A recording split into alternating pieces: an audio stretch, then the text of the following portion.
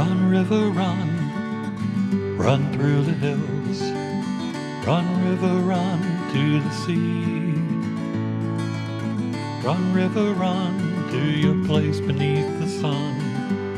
Run, river, run. Welcome to Be My Guest. Today we have, back by popular demand, an encore appearance by Ursula Wong, one of our favorite authors from Chelmsford. Welcome back, Ursula. Thank you. Good to be here. Did we have to reschedule a number of times because of the snowstorms? Or was it my eye surgery? It was your eye my surgery. eye surgery. For those out there who are very sweet have been following this, yes, I finally did go through with that cataract thing they have there, and it was quite an experience. Anyway, I got one more eye to go, but anyhow, I'm alive and it's done. Ursula has a whole new book, and it's called Amber War. And this is one that is about the World War II Lithuanian resistance. Can you give us an idea about this? Tell us about that one. Yes, let me put things in context Yeah. a little bit, if I may. The book which we talked about, I think last year or the year before, is Amber Wolf. This is about the Lithuanian partisans during the war, and the book that was just released, Amber War, is about the Lithuanian partisans after the war. So the first book is about the rise of the resistance, arguably when the freedom fighters were at their highest peak of damage. Amber War is about the decline, and this book starts in 1948.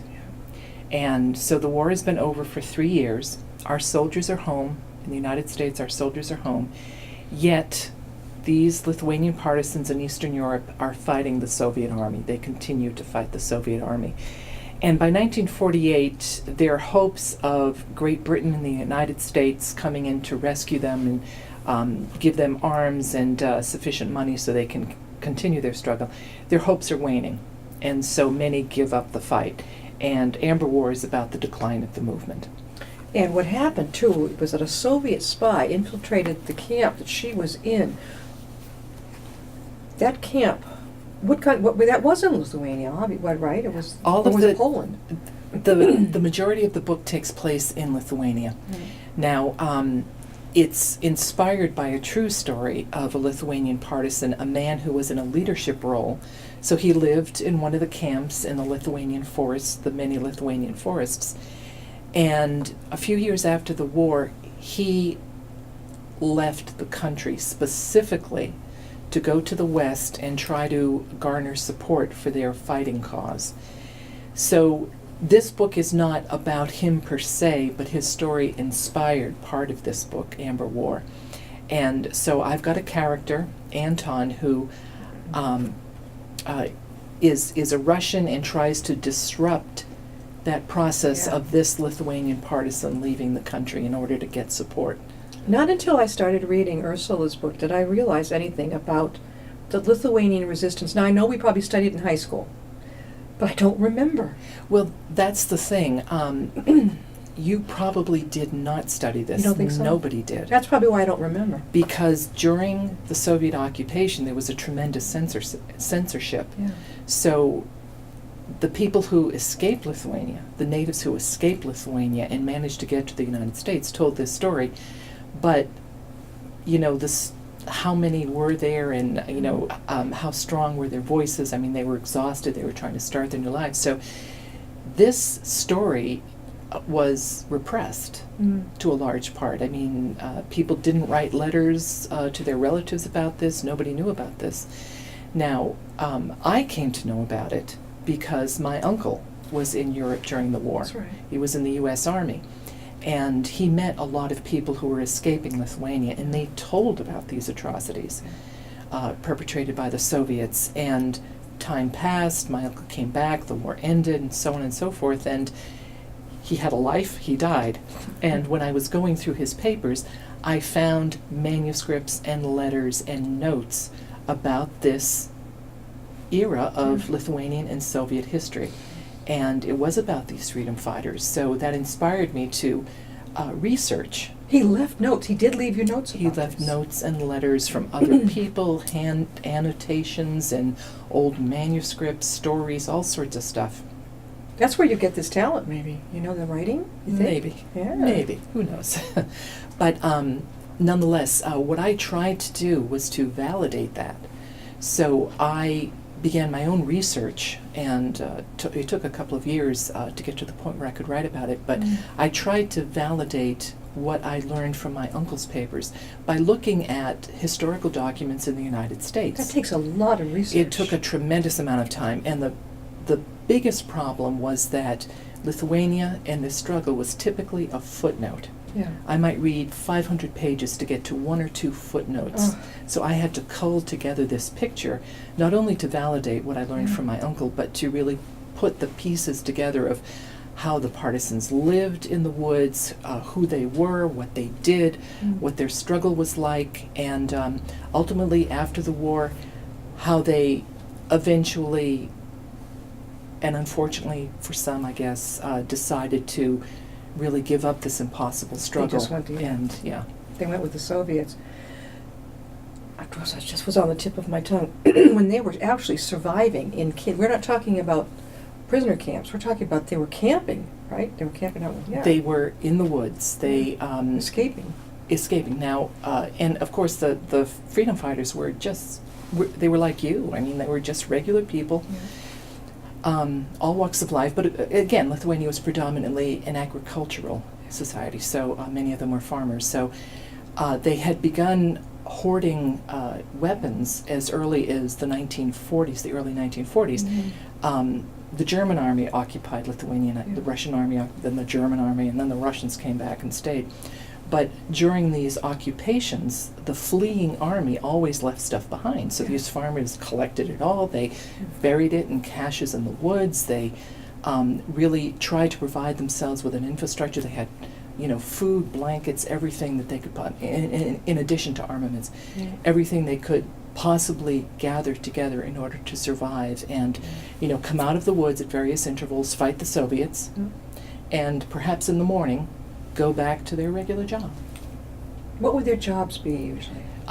Farming. A lot of them went from city to city looking for work, but it was basically agricultural labor. When the Soviets were there, of course, the few able-bodied men who were left after the war were conscripted into work crews, and they were building runways, or they were forced to participate in various construction projects. But these soldiers had a day life, and then a night life as these freedom fighters. So it was, I find it fascinating. And yeah, I'm just wondering why we weren't taught this in school. We've heard about the Armenians and the Jews and the awful persecution, but why didn't we hear about Lithuania? Well, I think on the personal level, I think that there weren't that many Lithuanians, who came over. I mean, it's a tiny country. Before World War II, it was 3 million people. After the war, it was 2 million. Are they attached to Poland? No, separate countries. Separate language, states. separate culture. Yes, absolutely. It's still there, though. It's still there. Yes, definitely. yes. Okay, it didn't merge with anybody. No. But I would, it's like you said. No wonder I couldn't remember, because I wasn't taught this back in school. But remember, the Soviets controlled all information going out of the communist-controlled states. Yeah. So there was very little getting out, and the people that did escape, they told of the story, but I think there was a reluctance in the United States to accept that the Soviets were doing this. I mean, the Nuremberg trials were going on, and the world was reeling from the after effects of the war. And not that it's an excuse. There isn't an excuse. We should have paid attention. We did not, as a country, pay attention to this. But for whatever reason, Lithuanians knew. They write about it extensively in Lithuania. Yeah. It's still a topic that's discussed and debated, whether the freedom fighters during and after World War II did their country a service, or were they inciting the Soviets to violence. I mean, that's still debated today. I personally think that it took a lot of strength and courage to, go from handling a pitchfork to a gun. Yeah. I think it took a lot of perseverance and courage to have this double life, Yes. living out in the woods partially, living at home if you could. Yeah. And I think their courage is something to be respected. We're talking with Ursula Wong, and she is the author of Amber War. And this is the next part. Now, is there a third one coming? There is. in the Lithuanian series? How about that? Yes, so again, the first book is Amber Wolf. Yeah. It's about World War II. Yeah. The second book is Amber War, Yep. which is about the Lithuanian partisans again after World War II. And the book in progress is called Amber Widow. And this brings the spirit of the Lithuanian partisans into modern day. So it's set in an accurate geopolitical environment. Yeah. I try to capture the relationship that Lithuania has with Russia. Yeah. However, I introduce fictional characters to play the roles in today's history. If it hadn't been for your uncle, you wouldn't have. Would you have had an interest in it?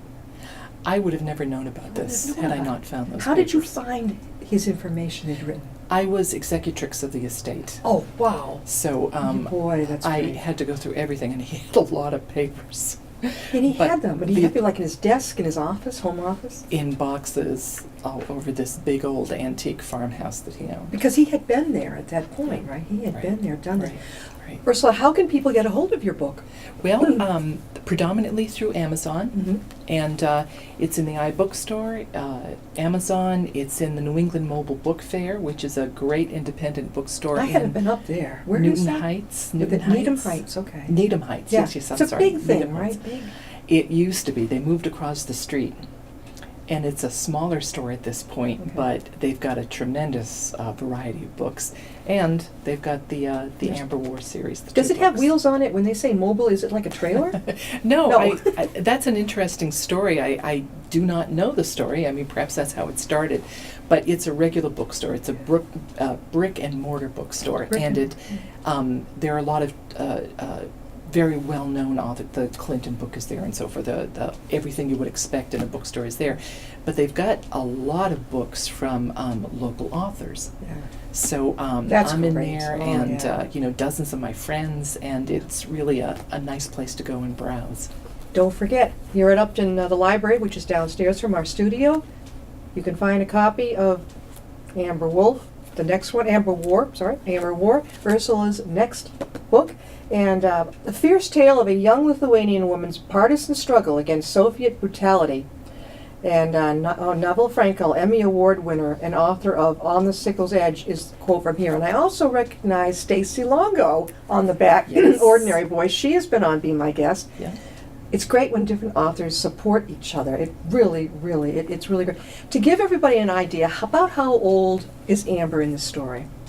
What do you think? The main character, Ludmila, her Yeah. code name is Amber Wolf. Yeah. So Ludmila in book 1 is about 21.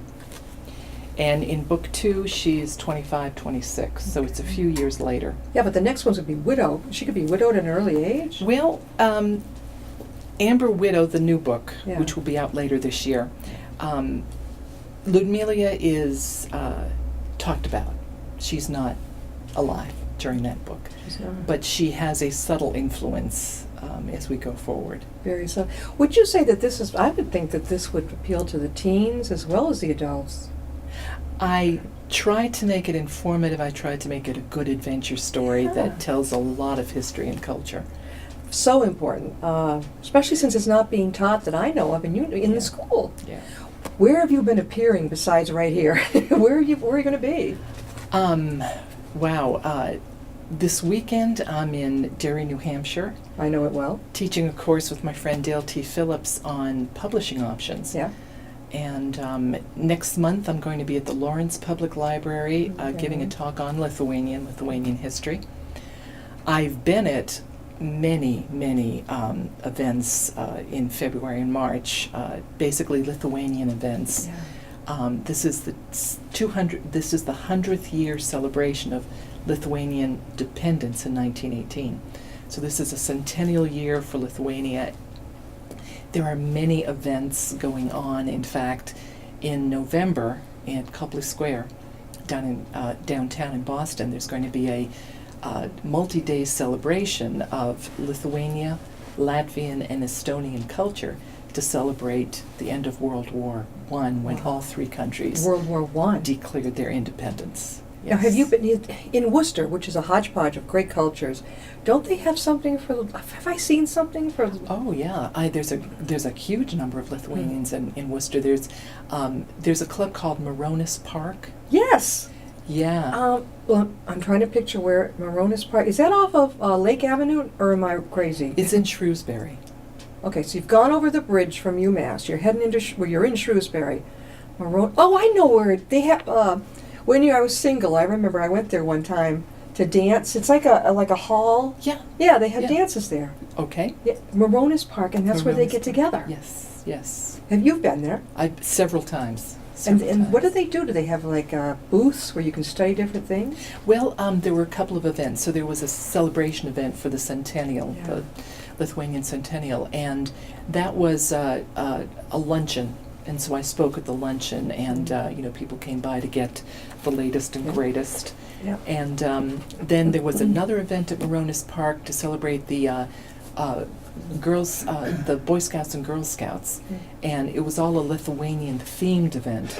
So I was there with some folks that were selling amber and most wonderful kielbasa ever made on the planet. I hear that's pretty good Oy, stuff. Honey, and they were selling honey, all sorts of stuff. It was just a wonderful event, and Did you sell you had your books there, I right? did. I did. bet. Were they popular? They were popular. Yeah, that's good. That is terrific. And what helped, I was written up in the Worcester Telegram. Yeah? In February. How come I didn't hear about this? I always get the Sunday paper. Was it not the Sunday one? It was the Sunday paper. I mean, your eyes have been bothering you. I Well, think yeah, maybe but that still, happened. I catch I'll- every. I'll Hmm? send you a link. So, Yes, yeah, do. I was on the front page of the Arts and Entertainment section, and an article by Anne Conley Franz, and she did a wonderful overview of Amber War and how it came to be and Yeah. what it's about and so forth. So Oh, that. Oh, how did I miss that one? Can you send me the link? I Becky? certainly will. We've got to do this. Now, again, we're talking with Ursula Wong. Ursula is a favorite author that's been on our show, gosh, for many times. And the latest in her series, Amber War, and there's another one going to be called Amber Widow, right? Widow, right? And that will be out when? So we can grab you? This year. This year. This year. She's cagey about that. This year. Okay, Got to 2018. be. Okay, maybe by the summer? Or fall? Fall. No, we'll see. We'll see. I'll keep you posted. How many hours a day do you spend writing? I try to do at least 3, but I often do 8 hours. And with all the wonderful information that Ursula has from her uncle about the Lithuanian resistance, you can refer back to that. Plus, how many hours of research did you have to go to the Antiquarium Society in Worcester? I went to a lot of different places. I did interviews. I ordered a lot of books, different libraries, newspapers, all sorts of stuff. I went all over the place. What do you think of the antiquariums? I need to go there, so what do you think? That's one place that I'm not that familiar with. Okay. But I want to go. yeah. Yeah, I want to look up that great-great-grandfather, Ben Jocelyn, who invented the Jocelyn rifle in World War II, and he was selling it to the government, which is great. But when the war was World War what year I'm getting World War what? Civil War. The Civil War. Sorry, that shows you my history. Sorry, Ben. The Civil War, and when that ended, the guy selling the guns to the government, you're out of a job. So I want to find out more. I know they're all from Worcester, and his big company, the Jocelyn Firearms Company, was over in Connecticut at, where's that beautiful place on the, anyway. Bristol. No, anyway, my great-great-grandmother said, I'm not leaving. She stayed with the family in Worcester. That's according to what I heard. I'm not going anywhere. And it starts with an M. Oh, it's a beautiful place. Tourists go there all the time. I can't think of it. Anyway, so that I got to find out more. And then he died in New York. I don't know what he was doing down there. Died down there. Well, it sounds like if grandmother had been a Lithuanian, she might have been a partisan. Well, they were Scottish. I think a lot of Scottish in that side of the family. I think she was, I'm not going. And you know what? I can relate, because really, if I don't want to move, my husband talks about Arizona. Nope. You can go and go take a vacation. Write to me. But I'm going to leave this area. You've got family in the area too, right? We do. Yes, I do. I have a family out in Barre, Massachusetts. Yeah. That's not too far from Not here. too far. Right? Chelmsford, how long it took you? About 45 minutes to get here? Yeah, just on 495. Yeah. I think I was at the Chelmsford Library and I gave a speech presentation about memoir writing. You have a Oh. gorgeous library. Yes. Isn't it Friendly's that's right across from it? Yes. Oh. Yes. This library, I was so disappointed. I had the time to look for a book and I went up. They're not in the CW Mars system that we are, so I couldn't take a book. Yes, that's right. That's right. We're in the Merrimack system. Yeah. That's right. And I was like, what? So I had to write it down so I could order it out here. It's one heck of a... Have you been to... You must have been to Oh, that. yeah. Yeah, How many times have you presented there? Oh, several. Oh, because you're the gem Several of the... You know, they're not going to pass you up, right? You're right there in Chelmsford. Well, there are a number of us writers in Chelmsford, too, Really? and the library supports us. What's the very group well. that you belong to, Ursula, the writers group? I'm part of the story side. Yeah, and this is a business collective. So 5 writers pooled money, time, and resources into a business. And we help each other with our writing, and we're starting to get into publishing with Yeah. smaller works. We're getting into publishing some individual Self-publishing works. is great. I love it. For my authors that I deal with, I always say, you don't have to wait a year or two to be turned down, frankly. Get your book out there. There's benefit to getting the book out there. It is. And once if you get accepted with a major company, they're not going to publicize you. You're on your own. A, they're going to pick your cover, and B, they're going to say, okay, you're on your own to get it out there. Whereas if they do it on their own and self-publish, and then they have a publicist, that's where I step in. Then I can help them. I'm going to want you to get here, get here, get here, get here. Somebody to care about them. Yeah, marketing is a bear with both avenues. In fact, that's what we're talking about in Derry on Saturday.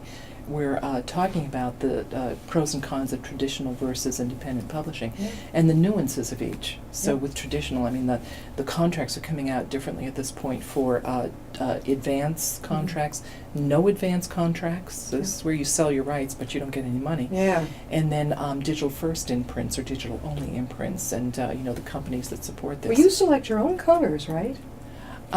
This cover was professionally done. I go with small press, and that's considered on the right. traditional side. Right. But there's such a variety of small press companies. I'm with a great company who lets me do whatever I want, and Yeah, they're that's- always there supporting. They have fabulous editing.